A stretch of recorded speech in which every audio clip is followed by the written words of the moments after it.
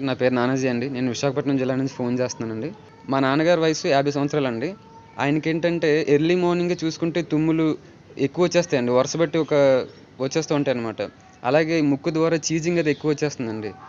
ఊపిరి తీసుకోవడం కూడా కొంచెం ఒక్కొక్కసారి కష్టమవుతుందండి. ఖచ్చితంగా దీనికి సొల్యూషన్ చెప్తారని కోరుకుంటూ నమస్కారం నానాజీ గారు. 90 డేస్ ఛాలెంజ్ నేను చెప్పింది ఫాలో అవుతున్నారు స్ట్రిక్ట్గా. అభినందనలు మీకు. మీ నాన్నగారి గురించి అడిగారు కదా, వారికి జలుబు, తుమ్ములు, ముక్కు బెగవటం అనేది. ఈ సమస్య పోవాలంటే ఉదయం పూట గోరువెచ్చని నీళ్లు లేచిన వెంటనే లీటర్ పావు త్రాగించాక 1 గంట సమయాన్ని చేతులు కదిపే వ్యాయామాలు, వార్మింగ్ అప్ ఎక్సర్సైజెస్ అంటారు, అలాంటివి 30 గంట సేపు చేయమనండి.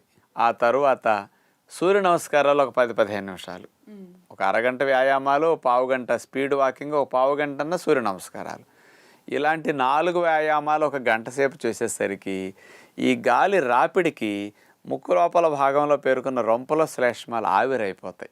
ఈ ఫ్రీ అయితే అప్పుడు మీరు ప్రాణాయామం వారితో చేయించవచ్చు అనమాట.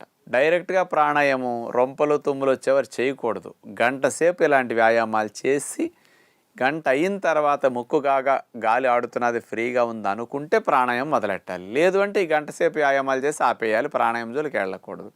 10 రోజులు 20 రోజులు ముక్కు ఫ్రీ అయింది వ్యాయామాలు అయ్యేసరికి అప్పుడు ప్రాణాయామం స్టార్ట్ చేయించండి.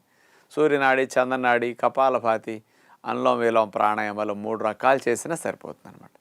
ఇది బెస్ట్ సొల్యూషన్. అసలు 1 నెల చేసేసరికి శుభ్రంగా సమస్య ఎగిరిపోతుంది. సంవత్సరం పొడుగునా హాయిగా ఉండొచ్చు. ఇట్లాంటి రోజు గంట పావు సమయం కేటాయించి చేసుకుంటే ఆ సమస్య వారిని ఎప్పటికి ఇబ్బంది పెట్టదు. మందుల ఆపరేషన్ జోలికి అసలు ఎప్పుడు వెళ్ళవలసిన పనే ఉండదు. విన్నారు కదండి, నానాజీ గారి సమస్యకి డాక్టర్ గారు చెప్పిన పరిష్కారం ఏంటో. మీరు కానీ మీకు తెలిసిన వాళ్ళు కానీ ఇలాంటి ఇబ్బందులతో బాధపడుతున్నట్లయితే గనక డాక్టర్ గారు చెప్పిన సలహాలని, సూచనల్ని వారికి అందజేయండి.